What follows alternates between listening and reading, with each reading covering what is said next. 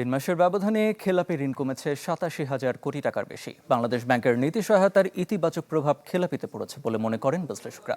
তবে কাগজে কলমে খেলাপি কমলেও এই খাত থেকে নগদ আদায় হয়েছে সামান্যই, বলছেন ব্যাংক নির্বাহীরা। মাসুম মিয়ার প্রতিবেদন। অপটিক্যাল ব্রাইটেনার, কালার গার্ড এবং ডার্ট লক সমৃদ্ধ অ্যাডভান্স ফর্মুলায় এলো নতুন রে ডিটারজেন্ট পাউডার। লাফিয়ে বাড়তে থাকা খেলাপি ঋণে কিছুটা লাগাম দৃশ্যমান হচ্ছে। বাংলাদেশ ব্যাংক এর সবশেষ হিসাবে দেখা যাচ্ছে 2025 সালের ডিসেম্বর শেষে খেলাপি ঋণ কমে দাঁড়িয়েছে 5,57,217 কোটি টাকা, যা মোট বিতরণ করা ঋণের প্রায় 31%। সেপ্টেম্বর শেষে খেলাপি ঋণ ছিল 6,44,515 কোটি টাকা। অর্থাৎ 3 মাসের ব্যবধানে খেলাপি ঋণ কমেছে 87,298 কোটি টাকা।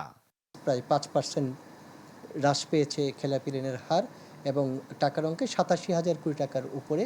মূলত পুনঃতফসিলকরণের মাধ্যমেই এই ঋণগুলো খেলাপির পরিমাণ কমিয়ে আনা সম্ভব হয়েছে।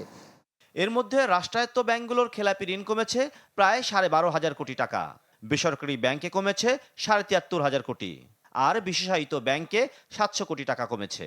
3 মাসে কিছুটা স্বস্তি এলেও বছর ব্যবধানে পরিস্থিতি এখনো চাপের।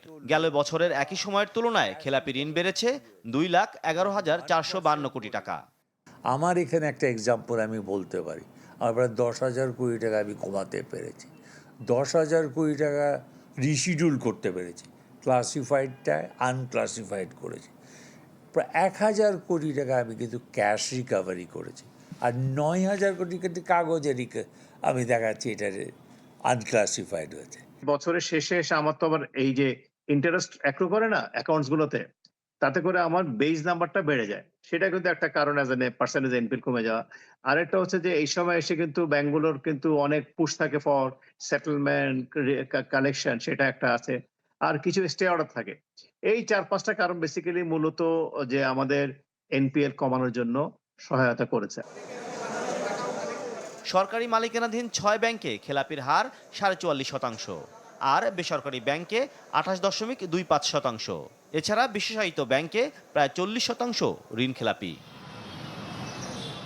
মাসুম মিয়া, চ্যানেল 24, ঢাকা।